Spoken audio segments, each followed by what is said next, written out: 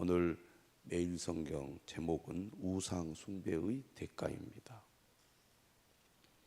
하나님께서 이스라엘 백성들과 언약을 맺으시는데 특별히 신명기 말씀을 통하여 언약을 갱신하게 되죠. 모세를 통해서 2세대 이스라엘 백성들과 다시 언약을 세우십니다. 언약을 새롭게 하시는 거죠. 오늘 본문에도 오늘이라는 표현이 여러 번 나오는데 신명기 말씀을 통하여 하나님이 주시는 말씀, 하나님이 세우시는 언약은 과거가 아니라 현재임을 강조합니다. 오늘 특별히 본문을 보면 이렇게 말씀하죠. 내가 이 언약과 맹세를 너희에게만 세우는 것이 아니라 오늘 우리 하나님 여호와 앞에서 우리와 함께 여기 있는 자와 오늘 우리와 함께 여기 있지 아니한 자에게까지니. 하나님의 말씀은 항상 지금 우리에게 주시는 말씀으로 들어야 합니다. 하나님께서는 가나안 입성을 앞두고 있는 2세대 이스라엘 백성들에게 이 말씀을 하시고 그들과 언약을 갱신하고 있지만 그 시대 사람들만 듣고 따르라고 주시는 것이 아니라 후세대 사람들도 반드시 듣고 따라야 한다고 말씀을 하고 있습니다. 오늘 우리도 마찬가지고 또 우리 자녀 또 후손들도 하나님의 말씀을 듣고 따라야 한다는 것이죠. 이 말은 곧 우리가 하나님의 말씀을 잘 듣고 따라야 할 뿐만 아니라 우리 자녀 손들에게까지 하나님의 말씀을 잘 전해서 그들 역시 하나님의 언약 백성으로 살아가도록 인도해야 할 책임이 있다는 얘기입니다. 왜 하나님의 말씀을 귀 기울여 들어야 하는지 오늘 본문은 잘 가르쳐주고 있는데요. 16절입니다. 우리가 애굽 땅에서 살았던 것과 너희가 여러 나라를 통과한 것을 너희가 알며. 애굽 땅에 살았던 것은 이스라엘 백성들의 출애굽을 얘기한다면 여러 나라를 통과한 것은 광야 생활을 가리킵니다. 출애굽과 광야를 요약하여 표현한 것이죠. 어떻게 애굽에서 살았고 그곳에서 나왔으며 또 어떻게 광야를 또 지내왔는지를 언급을 하는 겁니다. 그래서 애굽에서의 삶과 광야에서의 삶을 통하여 이스라엘 백성들은 무엇을 보았습니까? 17절 너희가 또 그들 중에 있는 가증한 것과 목석과 은금의 우상을 보았느니라.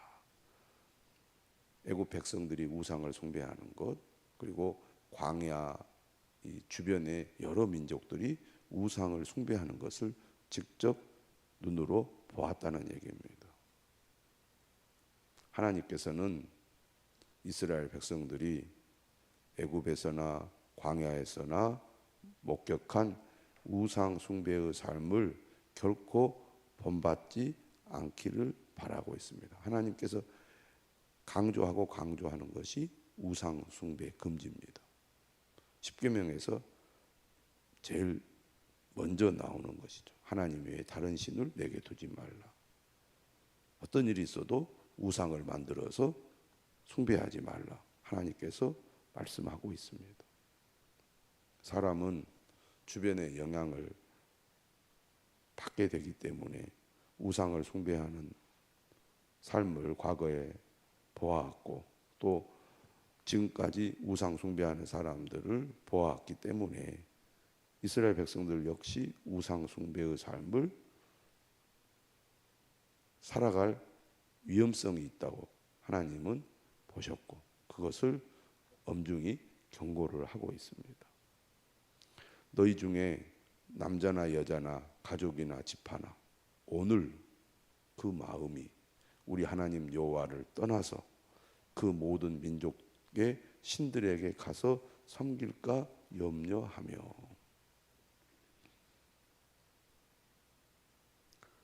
이스라엘 백성들이 결국 하나님을 등지고 불순종한 바탕에는 우상 숭배가 있었습니다. 끊임없이 우상을 숭배하는 삶 때문에 결국은 이스라엘 백성들이 무너지고 만 것이죠. 하나님께서 그렇게 경고하고 경고했지만 하나님과의 관계가 멀어진 이스라엘 백성들은 주변 민족들의 우상 숭배를 본받아서 끊임없이 우상 숭배를 했습니다. 결국 그것 때문에 무너지고 만 거죠. 하나님을 멀리하고 불순종의 길로 가고 말았습니다. 하나님 그걸 염려하시는 거죠. 그래서 오늘 모세를 통하여 언약을 갱신하면서 이 부분을 다시 강조하고 있습니다. 오늘 그 마음이 우리 하나님 여호와를 떠나서 그 모든 민족의 신들에게 가서 섬길까 염려하며, 믿음이란 오직 하나님만 믿는 겁니다. 믿음이란 오직 하나님만 바라보는 것이죠. 믿음이란 하나님이 우리의 전부가 되는 것입니다. 하나님이 항상 우리의 삶의 우선순위가 되고 전부가 되어서 오직 하나님만 믿고 섬기는 것이 참된 믿음입니다. 그런데 눈을 세상으로 돌리면 세상의 유혹에 넘어가서 우상 숭배의 길로 가게 되기가 쉽다는 얘기입니다. 이렇게 우상을 섬기게 되면 어떤 일이 일어나느냐? 독초와 쑥의 뿌리가 너희 중에 생겨서, 그러니까 마음이 완악해지고 마음이 변질이 되는 거죠. 강팍해지는 것입니다. 그리고 잘못된 생각을 잘못됐다고 생각하지 않게 되는 거죠. 19절에 이렇게 얘기합니다. 이 저주의 말을 듣고도 심중에 스스로 복을 빌어 이르기를 내가 내 마음이 완악하여 젖은 것과 마른 것이 멸망할지라도 내게는 평안이 있으리라 할까 함이라. 무슨 얘기냐면, 비록 내가 우상을 숭배해도, 그래서 세상이 망하더라도 나는 망하지 않고 평안할 것이다, 이렇게 생각을 해버린다는 겁니다. 마음이 완악해지고 잘못되면 하나님을 떠나 우상 숭배의 길로 가도 하나님보다 하나님 아닌 것을 더 사랑하고 하나님 아닌 것에 마음이 빼앗겨 그 길로 간다 할지라도 괜찮을 거야, 오히려 더 잘 될지 몰라, 이런 생각을 하게 된다는 얘기죠. 스스로 자신을 위안하는 거예요. 괜찮을 거라고. 믿음으로 살지 않아도 괜찮아, 말씀대로 살지 않아도 괜찮아, 하나님보다 세상을 더 사랑해도 괜찮을 거야, 스스로를 위안하는 이런 생각들. 그렇게 스스로 위안한다고 정말 아무렇지 않게 되느냐? 아니라는 얘기죠. 왜냐하면 복을 내리시는 분도 하나님이시지만 심판하시는 분도 하나님이시기 때문입니다. 20절 얘기하죠. 여호와는 이런 자를 사하지 않으실 뿐 아니라 그 위에 여호와의 분노와 진노의 질투의 불을 부으시며 또 이 책에 기록된 모든 저주를 그에게 더하실 것이라. 28장 15절부터 68절까지 저주에 관한 말씀이 있지 않았습니까? 하나님은 우상 숭배하는 자들을 반드시 심판하시는 하나님이십니다. 여호와께서 그의 이름을 천하에서 지어버리시되 여호와께서 곧 이스라엘 모든 지파 중에서 그를 구별하시고 이 율법책에 기록된 모든 언약의 저주대로 그에게 화를 더하시리라. 우상 숭배에 대해서 강력하게 경고하고 있습니다. 지어버리겠다는 것입니다. 그들을 사람들 가운데서 구별해서 심판하시겠다는 얘기죠. 결코 하나님의 언약의 백성들은 하나님을 떠나서 우상 숭배의 길을 가서는 안 된다는 얘기입니다. 그러면서 이제 질문과 답에 대한 말씀이 나오죠. 신명기는 후세대에게 어떻게 이걸 교육할 것인가를 여러 차례 다루고 있습니다. 질문을 하고 그 질문에 대해서 답을 하는 형식의 구조죠. 너희 뒤에 일어나는 너희의 자손과 멀리서 오는 객이 그 땅의 재앙과 여호와께서 그 땅에 유행시키는 질병을 보며 하나님의 심판이 임하는 것을 이제 후손들이 또 멀리서 온 이제 나그네 외국인들이 보게 된다는 것입니다.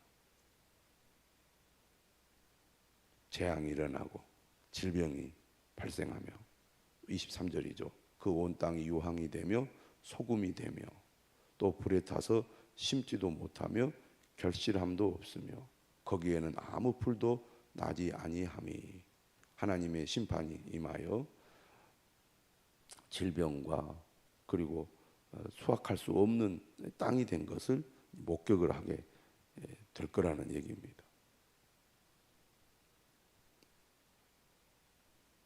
옛적에 여호와께서 진노와 격분으로 멸하신 소돔과 고모라와 아드마와 스보임의 무너짐 같음을 보고 물을 것이요. 황폐하게 될 거라는 거죠. 창세기에 나오는 소돔과 고모라처럼. 아드마와 스보임은 호세아서에 나오는데요. 이 소돔 고모라와 함께 멸망한 이 5평지 성읍들에 속하는 도시들이라고 할 수 있습니다. 결실도 못하고 풀도 나지 않는 그런 황폐한 땅이 된다는 얘기죠. 그거를 그들이 보고 이렇게 질문을 한다는 얘기입니다. 여호와께서 어찌하여 이 땅에 이같이 행하셨느냐? 어떻게 소돔과 고모라와 아드마와 스보임의 무너짐 같이 무너졌느냐? 이같이 크고 맹렬하게 노하심은 무슨 뜻이냐라고 질문을 하면 그때 사람들이 이렇게 대답하라는 얘기죠. 25절. 그 무리가 자기 조상의 하나님 여호와께서 그들의 조상을 애굽에서 인도하여 내실 때에 더불어 세우신 언약을 버리고 하나님과 함께 세운 언약을 버렸기 때문이라는 거죠. 언약은 결코 파기해서는 안 됩니다. 언약을 결코 버리면 안 되는 거죠. 무시하면 안 되는 것입니다. 가서 자기들이 알지도 못하고 여호와께서 그들에게 주시지도 아니한 다른 신들을 따라가서 하나님과의 언약을 버리고 다른 신들을 떠나가서 그들을 섬기고 절한 까닭이라. 결국 황폐하게 되고 하나님의 저주와 심판이 임하게 된 것은 그들이 우상을 섬겼기 때문이라는 거죠. 하나님을 버리고 하나님 아닌 것을 하나님보다 사랑하고 신뢰하고 의지하면 반드시 하나님의 심판을 받게 될 거라는 말씀입니다. 하나님은 눈에 보이지 않으십니다. 하지만 당시 사람들이 만든 우상들은 눈에 보이는 것들이죠. 사람은 뭔가 눈에 보여야 안심이 됩니다. 눈에 보이지 않으면 불안하지요. 진짜 믿음이 없으면 하나님을 신뢰하기가 그만큼 어려울 수 있습니다. 내게 힘이 되고 내게 도움이 될 것 같은 눈에 보이는 어떤 대상이 있을 때 우리는 오히려 더 안심하게 되기가 쉬운 것이죠. 그러나 하나님 분명히 말합니다. 오직 우리가 섬겨야 할 분은 하나님이라고. 하나님 외에 다른 것들을 섬기거나 또 하나님보다 더 사랑하거나 하나님보다 더 의지하거나 하나님을 버리고 하나님 아닌 것을 우리가 추구하는 것은 결코 하나님이 기뻐하지 않는다고, 싫어한다고. 이것을 우리가 분명히 알아야겠습니다. 이렇게 말씀하시죠. 이러므로 여호와께서 이 땅에 진노하사 이 책에 기록된 모든 저주대로 재앙을 내리시고 여호와께서 또 진노와 격분과 크게 통한하심으로 그들을 이 땅에서 뽑아내사 다른 나라에 내던지심이 오늘과 같다 하리라. 결국 이스라엘 백성들이 왜 나라를 잃고 포로로 잡혀가는 비참한 신세가 되었습니까? 하나님이 이렇게 말씀하고 말씀했음에도 불구하고 우상 숭배의 길로 갔기 때문입니다. 오늘 우리는 한 사람도 이러한 길을 가서는 안 되겠습니다. 오직 하나님만 믿고 섬기는 저와 여러분들이 되시기를 주님의 이름으로 축원합니다.